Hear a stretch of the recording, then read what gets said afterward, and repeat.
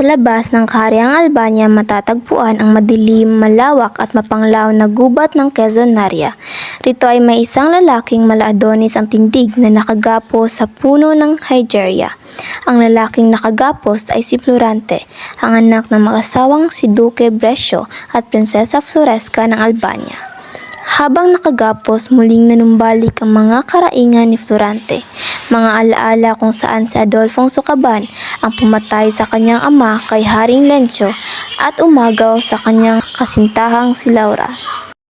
Dahil sa korona ni Haring Lencio at sa kayamanan ng Duking Amao, ang paghahagad ni Conde Adolfo sa kapangyarihan ng Albania. Naging malupit sa amin ang kapalaran. Ayaw din ng langit ang sigaw ng aking malumbay na boses. Kung ibig mong ako'y magdusa, isaging malawang sa puso't isipan ni Laura ako'y minsang mapag-alaala. Nagkataon ang pagdating sa gubat ng isang girerong bayani Antikas. Pananamit ay Moro sa Persiang syudad. Siya ay si Aladdin, ang girerong Moro ng Persia na anak ni Sultan Ali Adab, na dahil sa sama ng loob sa kanyang ama at kasintaang si Flerida ay umalis sa sariling bayan. Flerida, ama ko, bakit mo ko natiis na magdusa ng dahil sa kikirog? Tiya't ikaw na rin ang umagaw sa kikilagayan.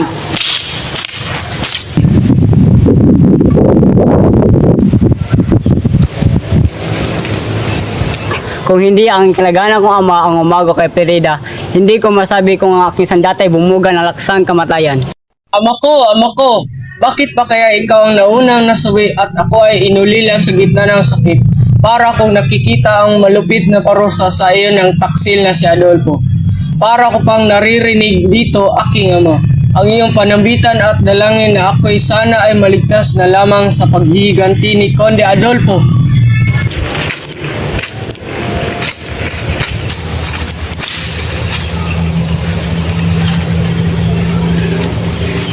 Ako'y lumuluha hindi dahil sa pagmamahal ni Ama sa atin, kundi sa kanyang kasakiman na ako'y agawan ng kaligayahan. Ipalad ko sana kung ang kasawian kong ito ay nauuko sa kapanghinayang ng pag-aaruga ni Ama. Ay mahal kong Laura, paalam na ang abang sinta mong kinulang palad. Gayon man ay hinangad ko rin ang iyong kaligayahan. Madurog man ang aking mga laman at buto, Laura, ikaw pa rin ang mamahalin ko. Laura! Ha? Sino yun? Nagpatuloy sa pagtangi si Florante at nakikinig si Aladdin. Ngunit di pa nito natatapos ang ilang pangungusap ay may dalawang leong hangos ng paglalakad siya'y tinutungot pagsili ng hangad. Ngunit nangatil pagdating sa harap. Dahil dyan, inisip niya na ito na ang katapusan niya kaya siya'y nagsimulang magpaalam. Paalam, Albanyang pinamamayanihan ng lupit at kaliluhan. Malaki ang aking paghihinayang sa iyo. Pagkabata ko na'y wala akong inadhika kundi ang ikaw ay paglingkuran at gugulin sa iyo ang aking dugo. O Albania, huwag mo lamang sanang ipahamak ang aking Laura.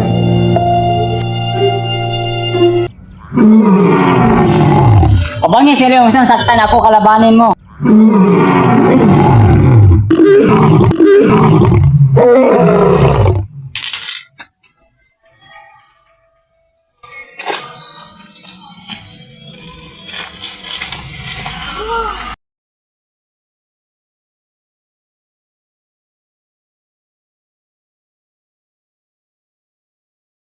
Ano ang nangyari sa taong ito? Nasaan ka, Laura? Sa ganitong hirap?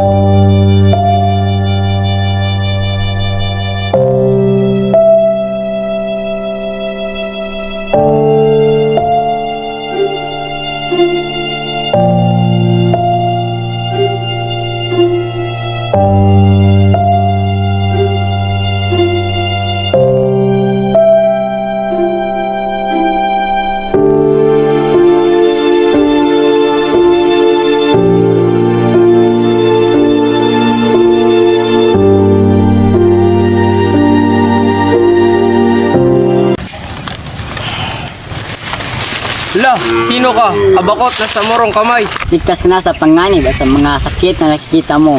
Ako isang morod, datapwat hindi binigyan ay tao rin ako. Ako ay may damdamin at sasaklaw ng mga utos ng Diyos. Narinig ko ang iyong panagoy at nadamdam ang aking puso, kaya nahanap kita. Natagpuan kitang nakatali at sasagpangin ng 2 leon. Hindi ako nagsawalang bahala at kinakalaban ang mga leon. Kung di mo sana kinalag sa puno ng kahoy, nalibing na sana ako sa tiyan ng leon. O bakit mo pa ako niligtas at di kinayang malagot ang aking buhay? Ay lumipat ng piso doon sa bato.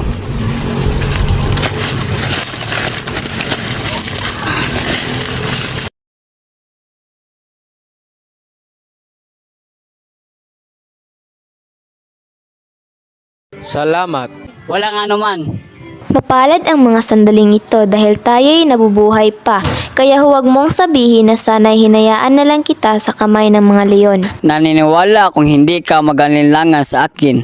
Bagamat nakikita mong ako'y isang muro lamang, kaya't nais ko sanang ipagtapat mo ang lahat ng iyong damdamin upang hanggang maaga ay makatulong ako sa iyo. Umid ang dila kong magpahayag ng aking malaking pagtanaw ng utang na loob, kaya't di lamang ang aking pagdurusa ang ihahayag ko kundi isimulat sapol sa aking pagkabata. Ang pangalan ko'y Florante at ako'y nakatira sa Albania. Ang ama ko'y si Duque Brescio at ang mahal kong ina ay si Prinsesa Floresca mula sa Crotona. Noong ako'y bata pa, kamuntikan na akong kunin ng buwetring ibon, ngunit nakita ako ng pinsan kong si Minalipo at pinana niya ito. Nang ako naman ay tumuntong sa 11 taong gulang, ay pinilit ni mama na ako mag-aral sa Atenas. O Florante, anak ko, nais kong sabihin sa iyo, panahon na para tuklasin ang mundo. Dagdag ang kalaman at dunog mo na pumapaksa tungkol sa ating mundo. Matutupad ang iyong nais, minamahal ko ama. Karunungan ay kapangyarihan dapat natin ang pinapasok. Pagtutol mo hindi pumasok sa aking isipan pagkat kagalan kong matupad yaring kagustuhan. Salamat Florante sa iyong pagtanggap, matupad nawa yung pinapangarap. Ikaw ay tutungo sa Atenas upang matuto at iwanag yaring ang Diyos. O Brescio, mahal ko, kailangan niya bang sanin haring reynong ito? Pag-aaral sa malayo ay maaaring magdulot ng lungkot, kaya kung maaari paglisa na iyong iutlot. Mas maraming kaalaman ang kanyang natutuhan sa Atenas na lungsod ng Gaon. Kaya sinta kong Fresca, kahit huwag mabala, ito ay para sa kabuti niya. Kung ganoon asawa ko, wala akong tutol. Florante, ang atensyon mo sanay sa pag-aaral ipupol. Alagaan ang sarili at laging tandaan, pagbabalik mo ay hihintayin ng Albanyang bayan.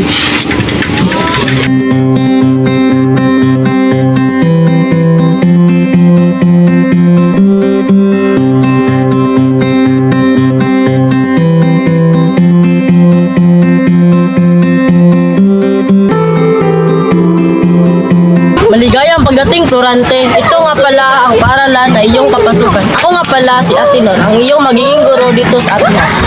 Salamat po, Maestro Antenor. Oh, Florante, bakit mo kalulungkot? Ayoko kasi iwanan ang bayan kong Albania, lalo na't mapapalayo ako sa aking pinakamahal na ama't ina. Huwag kang mag-alala, Florante. Ako muna ang kukup sa iyo habang nag-aaral ka dito. Lilipas rin ang lungkot mo. Halika na, Florante. Magugustuhan mo dito sa Atenas sapagkat magkakaroon ka dito ng maraming kaibigan at matututo ka ng lubos sa paaralan. Dito si Miranda. Siya ay isa sa makakasama mo rito sa Atenas. Aalawin mo ang iyong sarili at makisama ka sa kanilang mabuti. Ako si Florante at ako ay nagmula sa kaharian ng Albania. Ako ay si Minandro. Ako ay kaibigan mo. Bawat iyong nakita ay kaibigan namin lahat.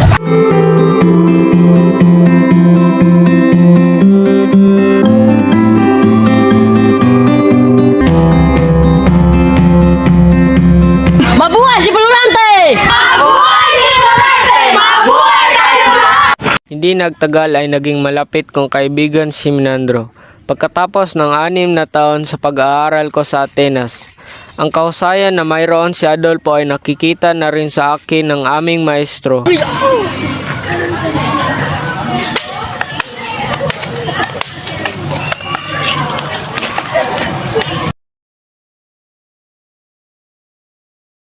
Florante!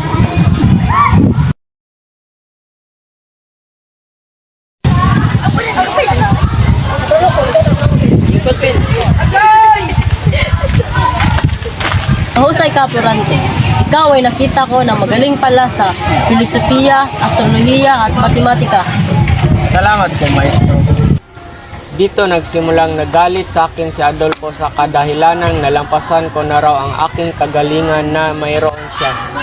Isang hapon ay tinipon kami ni Maestro Atenor upang maipakita ang aming kagalingan. Dula tungkol sa trahedya ng dalawang apo. Ang tatanghal ay si Florante at Adolfo. Florante bilang Polines at Adolfo bilang Eteocles. Nang handa nang magsadulay si Adolfo ay nanlisik ang mata kay Florante. May balak na masama. Balak nitong paslangin at totohanin, ngunit mayroong isang taong si Florante handang saksolohan.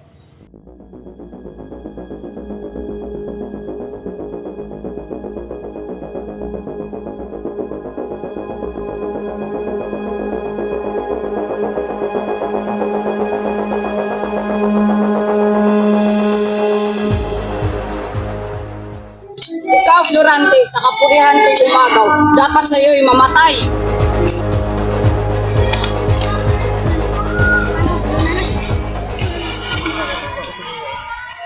Adolfo, anong nangyayari sa iyo? Nasisiraan ka na ba ng ulo? Ang pagsasadulay yung tinutoo, hindi mo kailangan gawin ito. Ay, sa malaking kamalian at hindi ko hayaan. Nais mong bumalik ka sa Albania at mamuhay ng tahimik at tiyapa.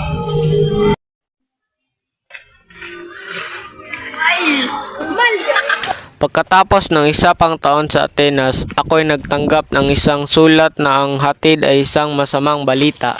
Ang aking pinakamamahal na ina ay namatay na at ang liham ay nagmula sa aking butihing ama.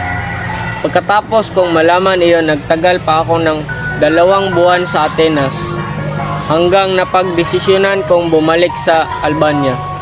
Si Florante ay naglakbay pabalik sa Albanyang bayan. Hindi naglaon paan niya yumapak at nagtungo sa ama, lumuhod sa bayakap at tinanong ang nangyari sa ina. Ama, ano pa talaga ang nangyari kay ina? Habang nag-uusap kami ni ama, dumating ang embahador ng Crotona upang ibigay ang liham galing sa hari nila. Sila ay humingi ng tulong dahil sinakop ito ni General Osmalik ng Persia. Sabi-sabi ay pangalawa ito ng prinsipe niyang bantog sa sangmundo, alading kilabot ng mga gerero. Mahal na hari, may sulat po para sa iyo.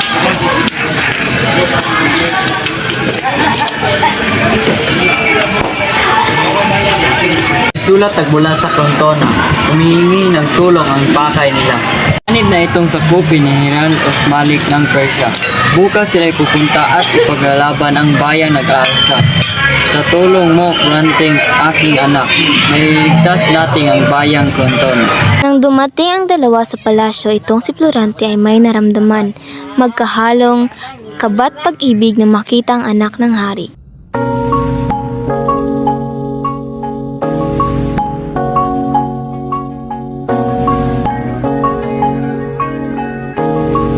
Okay, sino ito? At saan siyang siyudad ng galing? Mukha siyang bunyeng gitero. Siya ay bugtong kong anak na hinahandog sa mahal mong yapak, ibilang sa isang basalyot alagad. Mabuting panahon ng iyong pagdating. Ikaw ang magiging pansamantalang general ng hukbo na dadalo sa Crotona laban sa mga Moro. Patunayan mo na ikaw ang matapang na gerero na magsasabi sa buong mundo ng kapangyarihan ng Haring Linceo. Masusunod, mahal na hari. Nablitaan ko kay Antenor na nagpamalas ka ng angking kausayan sa Atenas. Walang duda, nagmana ka sa iyong ama. Kinalulugod kong ikaw ay makilala. Ibig ko nga palang ikilala sa iyo itong anak kong si Laura.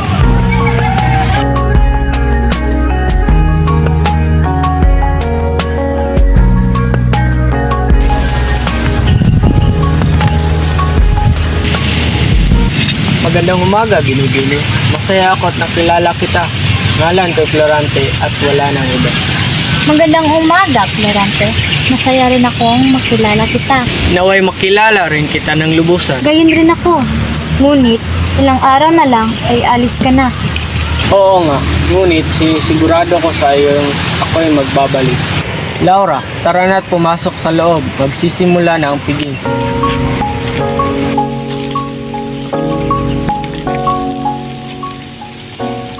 Pagkatapos ng 3 gabing piging ay magtutungo na si Florante at ang kanyang hukbo sa Crotona.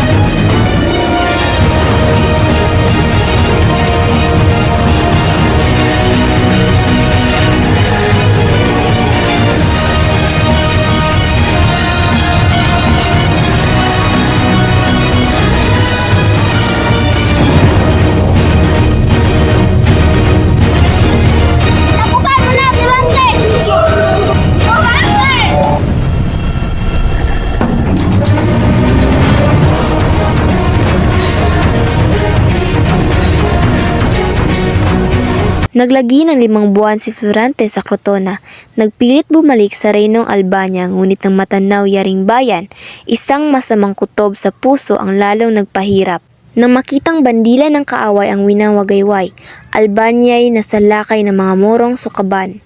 General Florante, may nahahalunan ako tila isang binibino na nakagapos. Ang mga Moro'y nagbabalak pumuntan siya. Lahat tayo lulusog.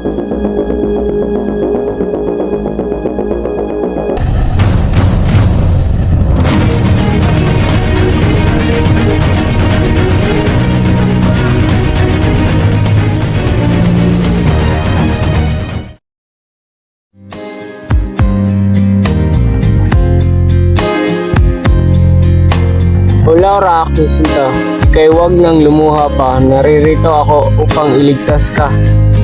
O Floranting aking ina, salamat ako niligtas mula sa kamay ng mga Morong kalaban. Laura, aking mahal, gagawin ko ang lahat para sa ikabubuti mo.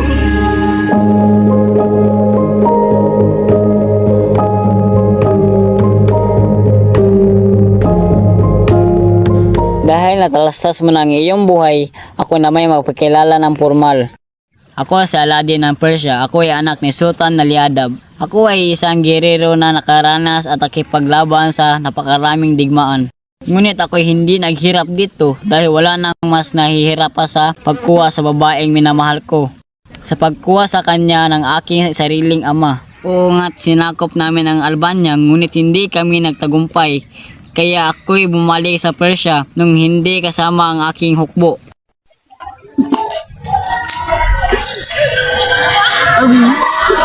Ano ang dahilan na ikay naparito? Iyo ang hihiwalang banya ako po. Ikay nasa gitna ng digmaan, kaya sa iyong pag-uwi, ano ang kadahilanan? Ama ko, sandali, ito ang kaliwanagan. Ama ko, ano ang ibig sabihin ng lahat ng ito? Isa kang taksi, sukab at huwad na girero. Pineda ang dahilan ng kataksilan mo. Hindi mo maaagaw ang sinta ko. Tama lang saat-saat kung ayaw mo masaktan. Ako ang pinuno ng Persia. Yan ang aking karapatan. Hala sige, ikulong yan sa gitna ng kawalan at sa madaling panahon siya ay pugutan. Ano yun? Sino yung nagsasalita? Aba, hindi ko alam. Kat, magdito tayo sa paligid. Sa madilim na parte ng kagubatang Albania, mapagnasang si Adolfo'y kabig-kabig si Laura.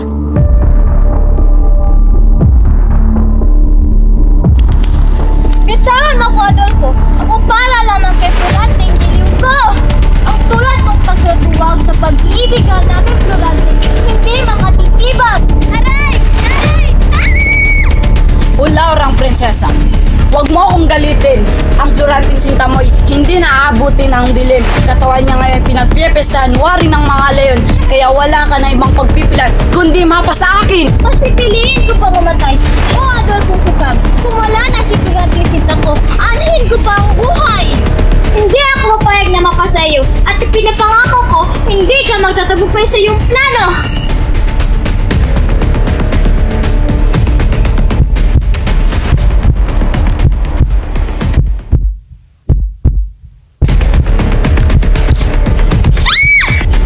Nauubos na pasensya ko, kakaintindi sa'yo. Wala na, si Floranting sinisinta mo.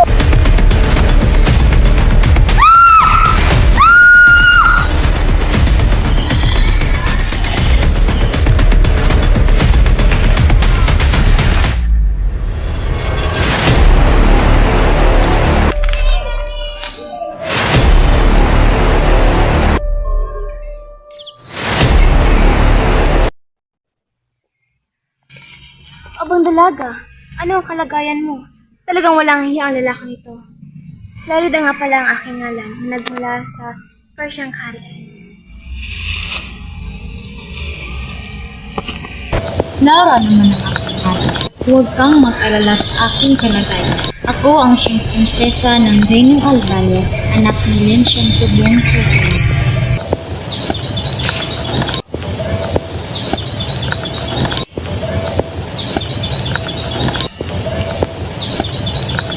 Nung nalaman kong pupugutan ng ulo ang mahal kong nasa bilangguan, dumapa ako sa paanan ng masamang sultan. Hiniling niya si Aladdin aking irog ay pakawalan at huwag pugutan. Kapalit nito ay pagpayag ko sa isang kasunduan. Ito ay ang pakasalan ng Sultang Sukaban. Pumayag ang sultan, Prinsipe Aladdin at agad pinakawalan, ngunit siniguradong malalayo ito sa kaharian. Nung araw ng kasal namin ng sultan, ako ay nakatakas dahil aking ginamit ang kasuotan ng isang gerero upang hindi makilala ng kahit sinuman. Ilang taon rin akong nagpagala-gala rito sa kagubatan hanggang sa maabutan kitang muntik ng pagsamantalahan.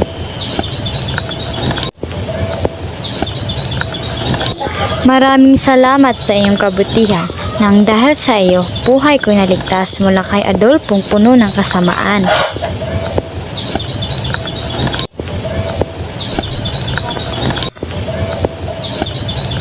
O Aladdin! Minamahal ko, Florante! Oh, minamahal kong Florida. Oh Laura, giliw ko.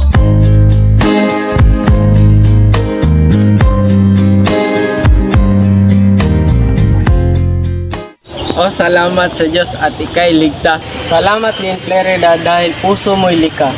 Ako ngayon panatag na pagkat ika'y matiwasay at dahil rin kay Aladdin na nagligtas ng aking buhay.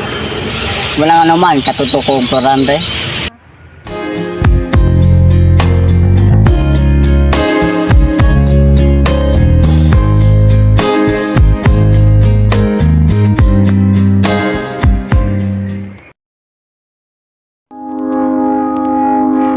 I found a love for me. Darling, just dive right in. Follow my lead. Well, I found a girl, beautiful and sweet.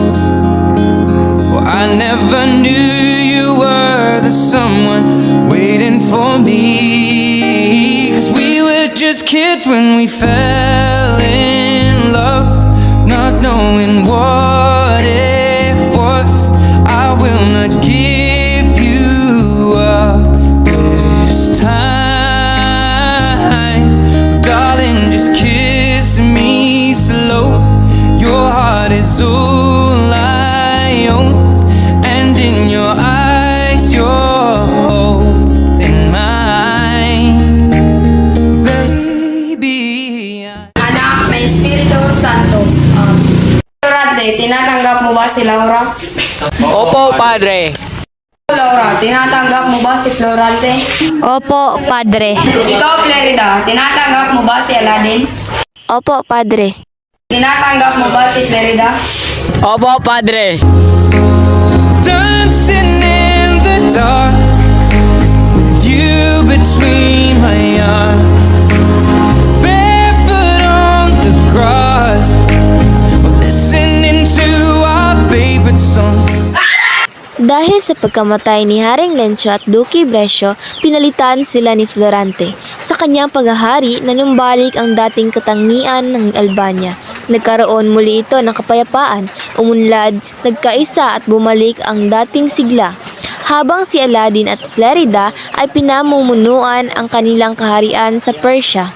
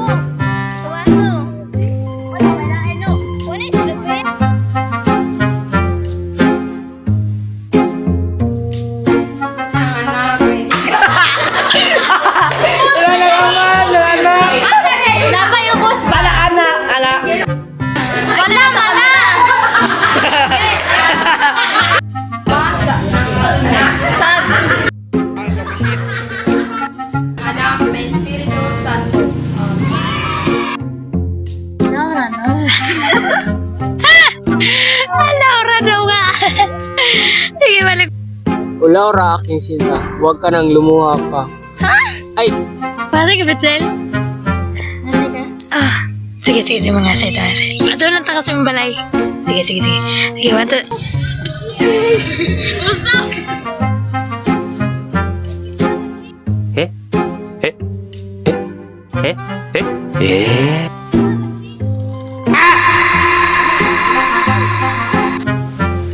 oh, salamat sa Diyos at kay ligtas. Salamat din.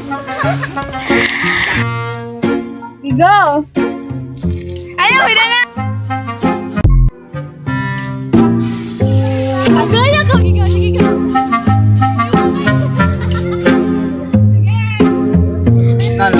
Ikay lagi! Agaya na!